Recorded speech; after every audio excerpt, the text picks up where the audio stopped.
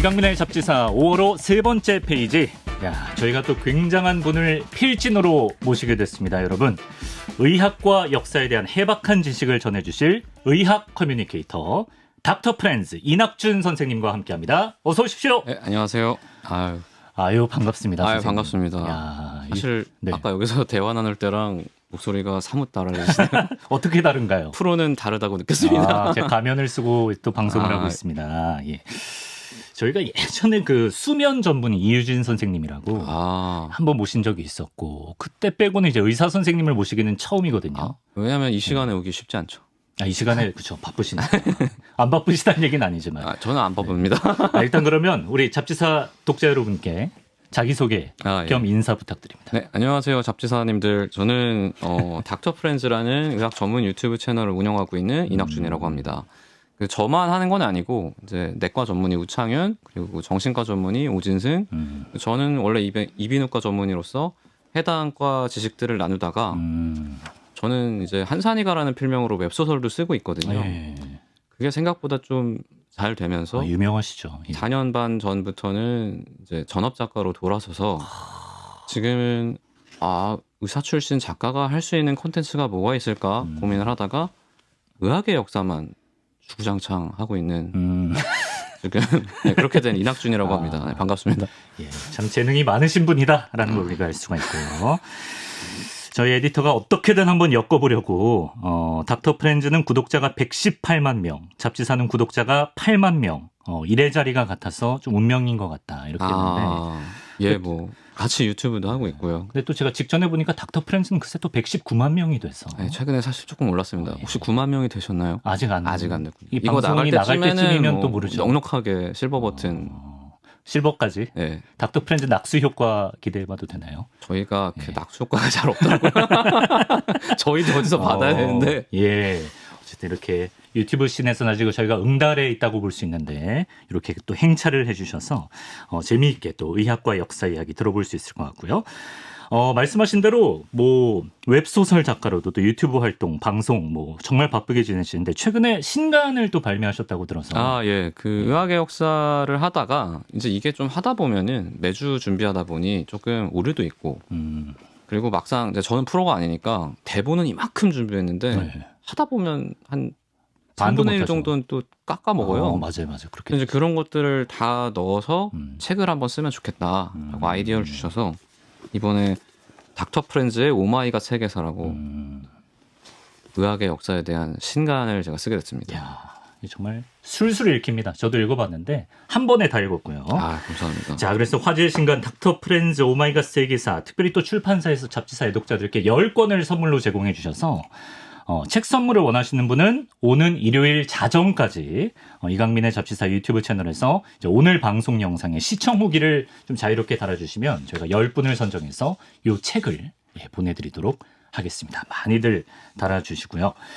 자, 새 코너 잡다한 의학사전 들어가 보겠습니다. 첫 시간인 오늘은 마취의 역사, 그리고 세상에서 가장 로맨틱한 발명품이라는 아주 또 의외의 의학용품 이야기를 해보려고 하는데, 저 예전에 그 썬킴 씨라고 역사 스토리텔러 분과 성형 수술의 역사 이런 거 하다가 옛날에는 마취가 없어서 막 수술받다 죽는 사람 많았다 이런 얘기 많았죠. 사실 사람은 너무 아프도 이제 페인쇼악이라 그래가지고 통증만으로도 죽을 수 있거든요. 혈압이 쭉 떨어지면서. 지금은 직접 보기는 쉽지 않은데 아직도 외상 현장에서는 외상의 정도나 출혈 정도가 그 정도가 아닌데 혈압 안 잡히고 그럴 때 있거든요. 그럴 때는 이제 빨리 진통 처치하고 병원으로 이송 처치를 하게 됩니다. 옛날엔 방법이 없었겠죠. 그냥 생으로 고통을 다 참든가, 아니 그걸 못 참고 죽든가, 못 참으면 가던가. 사실 참아도 보통은 가죠. 왜냐면 수술이 그렇게 발달하지 못했으니까. 그랬겠네요. 그럼 인간이 마취를 시작한 건 언제부터라고 봐야 됩니까? 이제 성경을 보면은 성경이요. 아담이 잘 때 그 아담을 재우고 거기서 이제 갈비뼈 하나를 취해서 하와를 창조하시잖아요. 그렇죠. 이게 이제 어떻게 보면은 전신 마취를 시키고 그걸로 이제 사람을 만든 거죠. 그렇습니까? 이제 이거는 이제 성경이니까 이제 고대사를 보면은 네. 뭐 아무래도 인류의 역사는 거의 전쟁의 역사이기 때문에 뭐 다툼이 항상 있을 거 아니에요. 네. 그러면 이제 머리를 세게 치면은 기절을 하더라라는 지식 정도는 있으니까 네. 뭐 예를 들어서 우리 형님이 다쳤어. 그러면 예. 아 형님 잠깐만 가만히 계셔 보세요. 네. 머리 치는 거죠. 아 진짜로요? 그걸로 이제 기절을 시켜서 수술을 하는 거죠. 실제로 이제 근데 기절이 되면 다행인데 예. 맞아도 기절을 안 할 수도 있고 아니면 급소를 맞을 수도 있고. 네, 그러면 이제 네. 이것 때문에 갈 수도 있고 그렇죠. 뭐 여러 가지 위험이 산재되어 있었다고 볼 수 있습니다. 실제로 일부러 이제 뒤통수 같은 걸 갈겨서 좀 마취 효과를 기대한 적이 있었다는 건데. 네, 그렇죠. 그러다가 이제 한 단계 낮은 방법으로 약초를 찾기 시작한다. 그렇죠. 네. 이제 이미 수렵 채집을 하던 시절에도 네. 이것저것 먹다 보니까 뭐 이거 먹으면 좀 정신이 나가거나 혹은 뭐 환각을 본다든지 이런 것도 있고 또 자연 상태에서 발효되는 과일주 같은 것들이 발견이 돼요. 술의 힘에. 예, 그거는 사실 뭐 중국 무협지 같은 거 보면 원숭이가 했다 뭐 이런 게 있지만 그냥 자연 상태에서 생깁니다. 예. 도수는 좀 낮더라도. 네. 근데 이제 아무것도 모르던 고대인이 먹으면 이제 잊을 수 없는 경험을 하는 거죠. 그러면 사람이 다쳤을 때 그때 그거 그렇지. 이게 생각이 나는 거죠. 예, 예. 먹는데 사실 이것도 녹록치가 않아요. 그러니까 술을 먹어서 내가 칼로 째도 모를 정도로 취했다? 그러기는 정말 위험할 정도로 마셔야. 그렇죠. 이미 예. 그걸로 가실 정도가 되거나 예, 예. 뭐 그렇죠. 아니면 칼 대자마자 깨겠죠. 네. 그런 상태가 많고 우리나라 같은 경우에는 하필이면 또 뭐 아편이나 코카인 같은 자연 마약들이 자생하는 환경이 아니었기 때문에 네. 상추 같은 걸 이제 많이 먹여가지고 상추 먹으면 진짜로 졸리거든요. 그렇죠. 우리 공부할 때 상추 그렇죠. 먹지 상추 먹지 말라고. 말라고. 그게 귀냥하는 소리가 아닙니다. 선생님들이 다 체득한 지식이 있어서 하시는 말씀이신데 상추 정도가 되나요? 안 되죠, 사실. 그냥 뭐 상추 정도로 맞추면 절대 안 되죠. 그래서 아마 그래서 우리나라는 침술이 발전한 게 아닌가. 칼을 안 들고 못 주무시니까 그랬던 게 아닌가 하는 생각도 들긴 합니다. 워낙 이제 마취 용도로 쓸 게 없다 보니까 고육지책으로 뭐 상추 이런 걸 써봤다. 네네. 뭐 이 정도인 것 같은데요. 술 같은 게 많이 쓰였지만 뭐 지금 우리가 쓰는 마취제와 비교하면은 조금 조악한 수준이었을 것 같고. 그렇죠, 사실. 그러다가 이제 영국에서 외과 수술에 혁신을 일으킨 마취제가 개발된다던데. 맞습니다. 이제 사실은 당시에는 이걸 마취제로 만든 건 아니에요. 18세기에 만들어지는데 지금 웃음가스라고 하고 그 이산화질소라고 하는 건데 네. 사실 지금도 쓰입니다. 그래요. 치과 가면은 어린아이들 그 시술할 때 네네. 코에다가 이렇게 해가지고 쏴주는 거 있잖아요. 네. 그럼 애들이 마취가 돼서 잠드는 건 아닌데 네. 좀 통증을 덜 느끼게 되고 무서운 게 앞에서 왔다 갔다 해도 네. 크게 두려움을 안 느끼고 그 정도의 효과를 기대할 수 있는 게 있어요. 예. 근데 거기서 농도를 더 높이면은 네. 정말로 통증을 못 느끼게 되거든요. 그래서 당시에는 그걸 모르니까 네. 이걸 먹으면 이제 좀 기분도 좋아지고 들뜨고 이러니까 파티에서 썼던 거죠. 웃음가스라는 형태로 마취제를 만들어 놓고서는 그걸 이제 마시면서 파티에서는 깔깔깔깔 놀고 웃으면서. 만약에 다쳤어. 그러면은 그때는 생으로 이제 하고 그러던 시절이 있었습니다. 그게 뭐야? 예. 이게 사실 잘못 쓰이고 있네. 몰랐던 거죠, 사실. 아무도 몰랐던 거죠. 예, 파티용으로 이제 쓰이던 웃음가스, 네. 이산화질소인데 그거를 뭐 수술실로 들여온 분이 계신 건가요? 이제 아무래도 의사분들이 그렇게 되는데 미국 조지아주에 이제 크로퍼드 윌리엄슨 롱이라는 분이 계십니다. 예. 이분이 이제 미국은 웃음가스보다는 에테르가 더 유행을 했어요. 거의 비슷한 시기에 나왔거든요. 네네네. 이제 에테르를 마신 사람이 막 놀다가 머리를 날카로운데 부딪혔어요. 그래서 피도 나. 이 사람이 아파하질 않는 거예요. 그래서 예. 아무래도 의사다 보니까 이건 뭐지? 통증을 못 느끼나? 해서 자기가 이제 다음날 해봐요. 네. 자기한테 온 환자한테 코로 이렇게 에테르를 하고 그다음에 이렇게 혹을 잘라 보니까 네. 환자가 통증을 못 느끼는 거예요. 오, 그래요. 이거 대박이다. 이렇게 된 거죠. 예. 근데 사람이 좀 이상한 게 네. 의사들은 그렇게 되면 이제 흥분을 감추지 못하고 지금도 학술지를 바로 달려가서 논문을 냅니다. 자랑을 해요. 내가 이런 거 발견했다. 네. 그다음에 뭐 이제부터 이 마취법은 롱 마취법으로 하겠다. 뭐 이런 그렇죠. 식으로 하거든요. 이 사람은 아무한테도 말을 안 하고 자기 일기에만 써놓고 자기만 무슨 가문의 비전처럼 진짜? 사용을 해서 이게 널리 퍼지질 못합니다. 비법처럼. 네. 왜 그랬을까? 아쉬운 일이죠, 이게. 예. 반면에 비슷한 시기에 비슷한 발견을 한 호러스 웰스라는 사람도 있다면서요? 네, 이분은 이제 치과 의사분인데 예. 이분도 이제 파티에 갑니다. 예. 웃음가스 파티. 파티. 이제 그때 당시에 의사들은 좀 인싸였나 봐요. 요즘은 파티를 잘 못 가는데 의사들이. 예. 요즘 아닌가요? 네, 그래서 예. 파티에 갔다가 이제 다리가 찢어졌어요. 자기가 계단에서 넘어져가지고 뭐 춤을 추셨나? 뭐 그렇겠죠. 아, 인사불성이 넘어져. 돼가지고 예. 놀았겠죠. 예. 찢어졌는데 하나도 안 아픈 거예요. 그래서 이거 왜 안 아프지? 혹시? 그리고 이제 다음날 가서 동료한테 불러서 내가 이거 가스 마셔볼 테니까 내 이 한번 뽑아봐. 아, 자기 이를 뽑아보라고? 이 뽑아봐. 내가 안 아픈지 한번 볼게. 그래서 이제 동료 치과 의사가 진짜 뽑아? 하고 뽑았는데 안 아픈 거예요. 와, 이거 대박이다.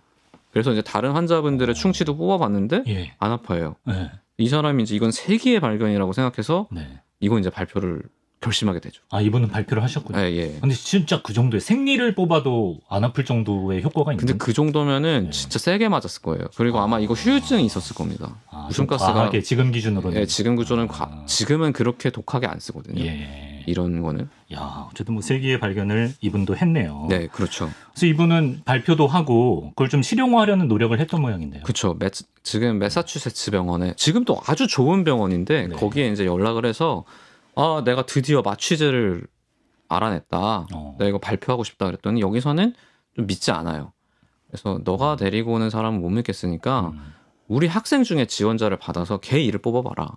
아, 그게 좀 공정하죠. 그렇죠. 근데 사실 학생 입장에서는 별로 동의가 되겠을까라는 생각이 들지만 두렵죠. 예. 뭐 당시엔 또 의학의 진보를 위해서라면은 뭐 이 하나쯤은 뽑을 사람들이 있었으니까 예. 용감하게 학생 하나가 손을 들고 나갔는데 네.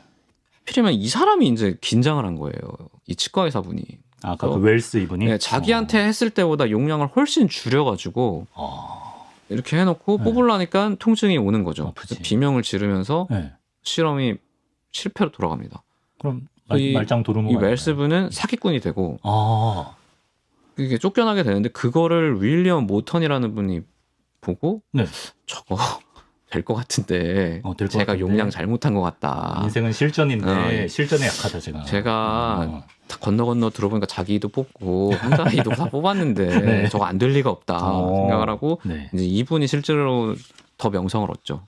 아, 그분은 이걸 좀 실용화시키기까지. 좀 근데 불안하니까 네. 이 이산화질소 말고 에테르로 이제 시연을 하는데 에테르는 옛날 영화 보면은 납치할 때 이렇게 천에다가 하는 거 보셨죠? 서스펜스 극에서. 똑같아요 이게. 그래서 실제로 그 시연하는 묘사된 그림을 보면은 예. 이분이 이제 천에다가 에테르를 적셔가지고 환자한테 이렇게 호흡을 시키거든요. 예. 그리고 나서 이제 했더니 통증이 없다. 되더라. 이거를 입증을 한 거죠. 아. 이거는 뭐 느낌이 없으실 수도 있지만 의학사에서는 사실 가장 위대한 발견 중에 하나입니다. 그렇습니까? 이게 말이 안 되는 일이 벌어진 거예요. 사실 마취가. 왜냐하면 마취가 없을 때는 네. 수술 아플 거잖아요. 아프죠. 칼로 예. 내 생사를 째는 거니까. 그렇죠. 예. 그러면 환자도 힘들지만 의사도 부담감이 있어요. 빨리 끝내야 될 거 아니에요. 네. 최대한 적게 아프게 해야 될 거잖아요. 그렇죠. 예. 그러니까 이 당시 이 마취 이전의 수술은 네. 이 사람의 해부학적인 특성이나 질환에 대한 고려보다는 네. 어떻게 하면 빨리 할 수 있을까? 시간 싸움이구나. 밖에 안 돼서 네. 절단 수술밖에 거의 못했어요. 아. 그러다가 이제 마취가 나오고 나니까 세밀한 수술이 쫙 나오게 된 거죠. 아, 그렇겠네 진짜. 아, 위대한 발견이네요. 그렇죠. 자, 이제 조금 마취제다운 느낌까지 왔습니다. 그리고 이제 뭐 또 에테르 이후에는 클로로포름이라는 흡입 마취제 등장하면서 더 발전했다고 하는데. 그렇죠. 지금 우리가 쓰는 마취제는 언제쯤 등장한 거죠? 지금 병원 가서 쓰시는 것들은 대부분 20세기 후반, 20세기도 아니고 20세기 후반 또는 21세기에 나온 약들입니다. 얼마 안 됐네. 왜냐하면 계속해서 진보를 하고 있어요. 프로포폴 뭐 이런 거. 프로포폴도 그렇고 예. 전 공사학번인데 네. 그때 이제 마취에 대해서 배우면은 마취의 합병증에 대해서 많이 배웠었거든요. 이 약을 쓰면 뭐 이러이러한 사건이 생길 수 있고 네. 그래서 우리가 수술 전에 이러이러한 검사를 해서 최대한 확률을 낮춘다. 근데 지금은 그런 것들이 많이 확률들이 점점 내려갑니다. 네. 약들이 더 좋아져가지고. 네. 그래서 뭐 지금은 크게 마취제에 대해서는 걱정하실 필요가 없죠, 사실. 아, 그렇습니다. 여기까지 온 데에는 수많은 사람의 희생이 있었고 특히 아까 뭐 얼떨결에 자원해서 입 뽑힌 근데 학생. 그런 일은 사실 비일비재했어요, 이때는. 아, 그래요? 뭐만 하면 학생 일단 불러갖고 하고 뭐 실제로 의대에 입학해서 졸업할 때까지 예. 내 동기가 다 살아있을 확률이 적었습니다. 아, 그런데 동원되는 바람에? 네, 뭐 동원되기도 하고 해부 실습하다가 이제 다치면 이제 그 시신에 있는 박테리아에 감염돼가지고 소독이 잘 안 되니까 알아서 항생제도 없고 하니까 그냥 사망하는 경우도 있고. 그렇군요. 뭐 여러 가지 사건들이 있었죠. 예, 그런 분들은 좀 대대손손 약간 뭐 평생 후손들도 좀 마취를 공짜로 받는다든지. 그런 건 전혀 없더라고요. 그냥 뭐 했으면 좋았을 텐데. 네, 그러니까요. 아니라고 합니다. 자, 마취 얘기, 이제 마취 역사 알아봤는데, 저 에디터 중 한 명이 몇 년 전에 전신 마취 받은 이후로 자기가 조금 기억력이 안 좋아진 것 같다, 이런 얘기를 진짜 시도 때도 없이 하거든요. 혹시 연세가 어떻게 되시죠? 정확히 공개를 안 하는데, 한 30대로 알고 있습니다. 그러면은, 예. 이거는 그러니까, 네. 저도 마취를 최근에 지금 눈 때문에 수술을 전신 마취를 3번을 받았습니다. 그렇습니까? 한 7개월 상간에. 네. 근데 요즘에는 마취제가 워낙 좋아져서 그런 건 없어요. 100년 전에 받으셨으면 확실히 떨어지죠. 뭐 클로로포름 같은 걸로 했다. 근데 내가 수술을 뭐 2시간 이상 했다. 확실히 수술 전과 후는 좀 다를 수 있습니다. 그래요? 바라보는 세상이 달라질 수 있어요. 하지만 지금은 본인이 어떤 실수를 하고 덮기 위한 핑계가 아닌가. 연피를 하려고. 예, 여기 계신가요 지금? 계시죠 지금. 두 눈 퍼렇게 뜨고 지금 보고 있습니다. 예, 죄송합니다. 근데 그래요.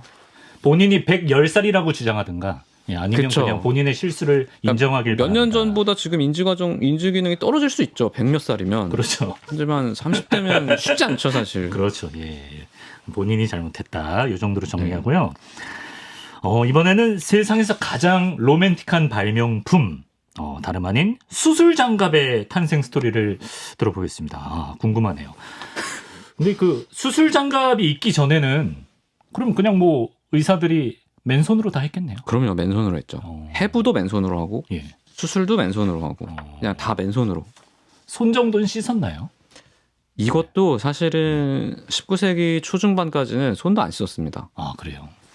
왜냐면은 그 이전의 개념에는 이제 왕의 손이라는 개념이 있는데 중세시대 개념에서 왕은 그 하나님이 내려주신 신의 대리자잖아요. 그러니까 이 사람의 손은 신성합니다. 그래서 안수기도를 왕한테 받으면 병이 낫는다는 믿음이 있었어요. 그러니까 이제 의사들도 그런 믿음과 함께 합쳐지면서 우리는 배운 사람들이고 하니까 우리 손은 씻을 필요가 없다라고 믿었던 것 같아요. 그래서 해부 실습실에서 해부를 하다가 그 채로 가서 수술을 하고 그러니까 환자가 시신에 있던 박테리아나 병원균에 감염이 되겠죠. 그렇죠. 사망을 하면 그 채로 다시 해부 실습실로 가져가서 거기서 해부를 하고 이런 악순환의 고리가 계속 있었죠. 그렇습니다. 그러던 중에 이제 수술 장갑의 탄생 비화를 좀 들어보면 그 유명한 존스 홉킨스 병원의 창립 member 중 한 명 관련이 있다고. 윌리엄 허스테드 박사님이라고. 근데 사실 지금은 존스 홉킨스라고 하면 세계 최고 병원이지만 이분이 활동하기 시작할 때 존스 홉킨스는 미국 자체가 유럽에 비하면 조금 이류 열강이었어요. 이때는 좀 많이 후진 상태였거든요. 의학적으로도? 그렇죠. 의학적으로도 많이 부족한 상태였는데 이 윌리엄 허스테드가 별명이 미국 외과의 아버지예요. 그렇습니까? 이 사람 하나로 인해서 미국 외과의 위상이 유럽과 동등하거나 혹은 일부 분야에서는 더 올라갔을 정도로 그냥 천재 그 자체죠. 그래요? 그냥 사실 현대의학에서는 한 명의 천재를 믿지 않는데 이 정도 되면은 어마어마한 거죠. 사실. 그렇습니까? 고트구나, 고트. 네, 고트죠, 사실. 진짜. 뭐 어떤 업적을 세우셨나요, 가령? 이분이 이제 근치 유방 절제술이라는 개념을 만들었는데 이게 얼마나 대단한 거냐면은 일단 암 수술 중에서는 유방암 수술이 제일 빨랐어요. 왜냐하면 이게 겉으로 돌출된 장기다 보니까 옛날부터 유방에 어떤 종양이 생긴다는 건 알고 있었거든요. 그래요. 생각보다 오래서 이집트 때부터 알고 있었습니다. 그리고 그런 것 중에 어떤 거는 그냥 시름시름 앓다가 사망을 하더라. 이런 식의 기술은 남아 있어서 중세 때부터 심지어 마취가 없을 때도 수술은 시도를 했었는데 이게 뭐 해부학적인 지식도 부족하고 그다음에 질병의 경과에 대한 지식도 부족하니까 중구난방으로 했단 말이에요. 근데 이 윌리엄 허스테드가 이거 내가 잘 연구를 해보니까 유방암이 생기면 거기서 그 겨드랑이 사이에 있는 림프 조직으로 전이가 되는 경우가 있는데 그렇지 않도록 미리 거기까지 해서 절제를 하는 게 안전할 거다. 그러니까 이거는 당시에 뭐 전이의 개념도 사실 완전하지 않았고 뭐 병리적인 검사를 하는 것도 그렇게까지 발전하지 못한 상태에서 네네. 그냥 지금까지 연구 결과를 보고 본인이 그렇게 생각을 했는데 그게 지금 정답이었던 거죠. 그렇게 해서 수술법을 하나 만들고 예. 또 담낭절제술, 담낭절제술. 맨손으로 배수술을 하는 위대한 업적을 남기고 야. 정말 대단한 사람이죠, 이 사람은. 근데 또 보니까 아이러니하게도 본인이 담낭염으로 세상을 떠났다고. 그렇죠. 그러니까 본인은 할 수 있는 수술인데 네. 제자들은 그 스승까지 못 올라왔던 거죠, 실력이. 아, 그래서 나를 치료해 줄 사람은 없는. 정작 없는 거죠. 내가 여기 있으면 할 수 있는데 제자들이니까 네. 이게 안 됐던 거죠. 가르쳐도 따라오지를 못하고. 네. 아무리 가르쳐도 진짜 고독한 천재죠, 사실. 예. 자, 어쨌든 이분은 수준 높은 유럽에서 유학까지 하고 와서 이제 의술을 배우고 다시 미국으로 돌아오는데 뜬금없이 코카인에 중독됐다고 하네요. 아, 예, 코카인. 네. 이 당시에는 일단 마약에 대한 경각심이 좀 별로 없기도 했고요. 네. 그리고 전신마취제는 있는데 네. 국소마취제가 없는 거예요.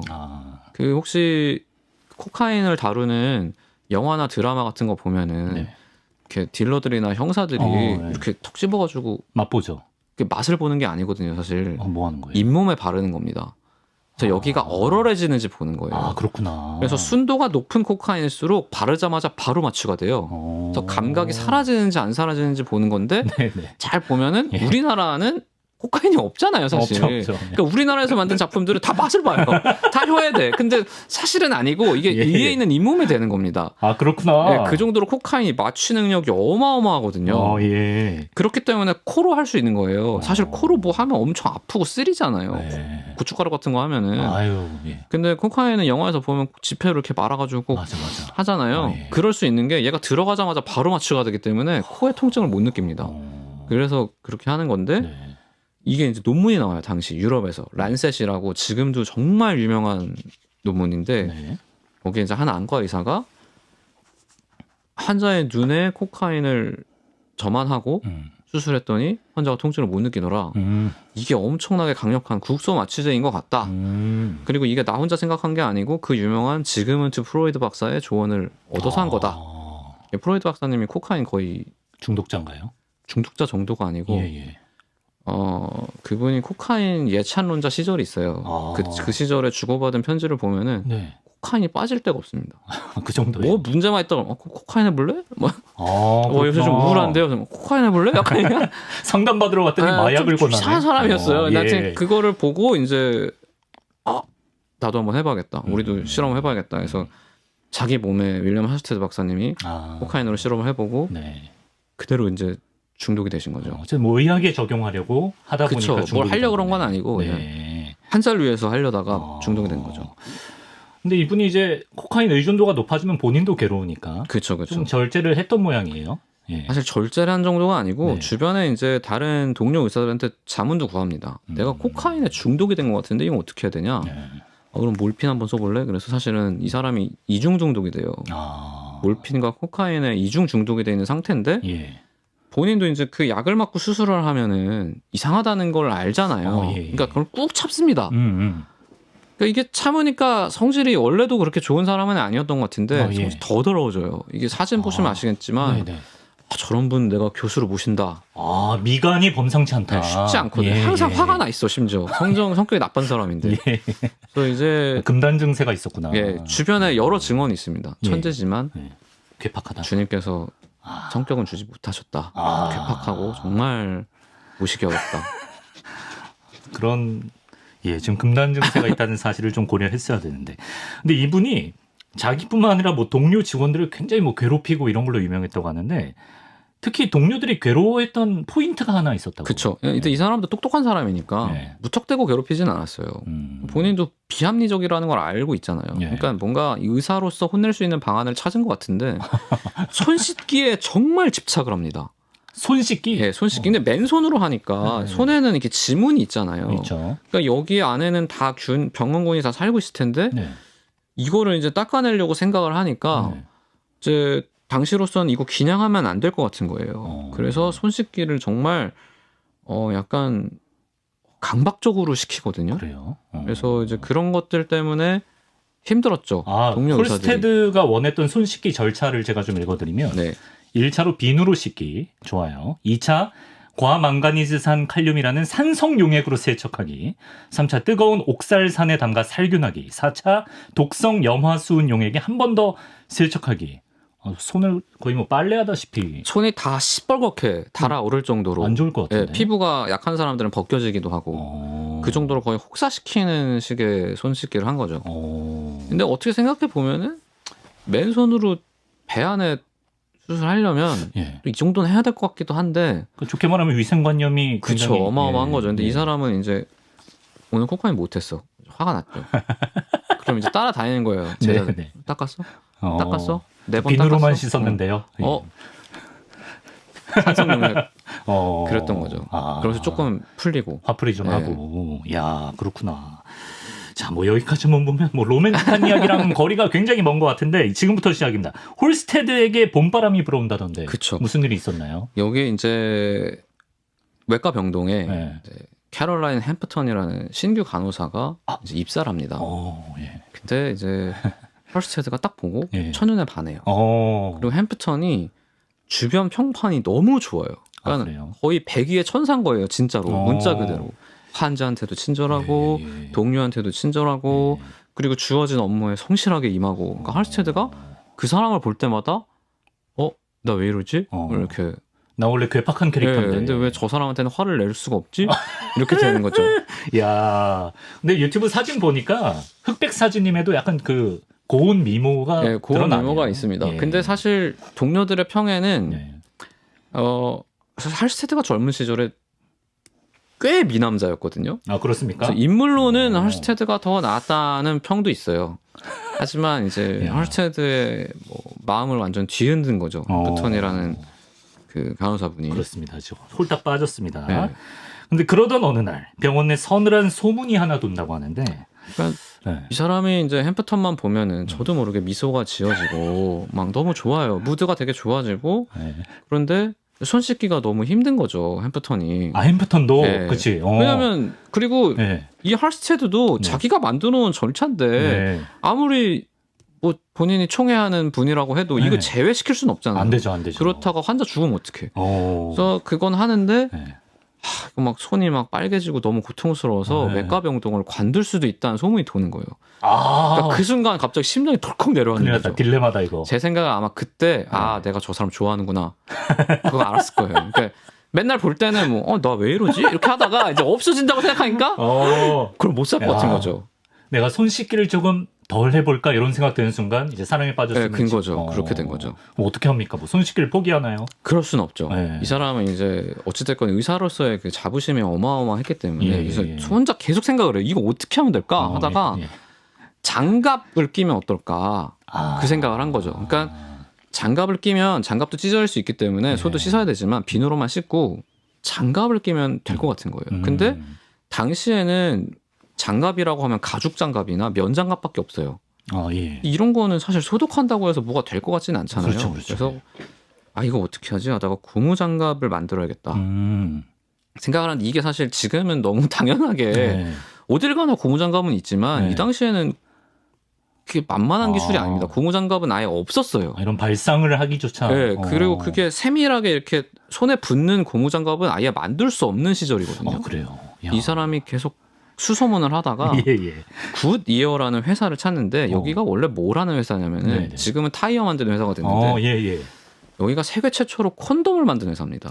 그렇습니까? 그러니까 이 사람이 생각할 때 저렇게 얇고 튼튼한 걸 만들 수 있는 곳이라면 저걸 손가락에 끼면 장갑 아닌가? 이 생각을 한 거죠. 그래서 거기에 캐롤라인 햄프턴을 불러서 너무 성급하게 나갈 생각하지 말고 일단 우리 방법을 내가 강구해 왔다. 손 한번 줘봐. 그래서 이제 그 손으로 속고상을 본따가지고 그걸 구디어에 보내요. 심지어 맞춤형이구나. 맞춤형으로 개인 맞춤으로. 그리고 거기에다가 이걸로 고무장갑을 만들어 주는데 비용은 얼마가 들어도 상관없어. 딱 이걸 해서 이제 멋있네. 멋있는데 그동안 괴롭힌 당했던 다른 직원들이 보면 진짜 꼴보기 싫었을 어이가 것 같아요. 없죠. 아니 우리가 아프고 막 심지어 그 사이에 뭐 그만둔 사람 있을 거 아니에요. 소리 소문 없이. 많겠죠. 근데 뭐 그때는 콧방귀도 안 끼다가 갑자기 이렇게 되니까 막 헐레벌떡 하니까. 그렇군요. 근데 이 수술 장갑이 이렇게 우리가 뭐 재밌는 이야기로만 얘기할 게 아니라 진짜 그 수술 성공률이나 어떤 위생에 혁혁한 공을 세운다고. 어마어마하죠. 그러니까 이게 처음에는 햄프턴 전용이었지만 햄프턴이 그걸 쓰는 걸 보고 이제 동료들은 처음에는 저거 하면서 좀 돌다 가도 되네. 그래서 이제 교수님한테 햄프턴도 하는데 저희도 뭐 저희 사비로 하겠습니다. 그래서 이제 하게 된 거죠. 예. 근데 하다 보니까 사망률이 내려가는 거예요. 감염률이. 환자. 그래서 이 천재가 생각을 해보니까 이거 당연한 거예요.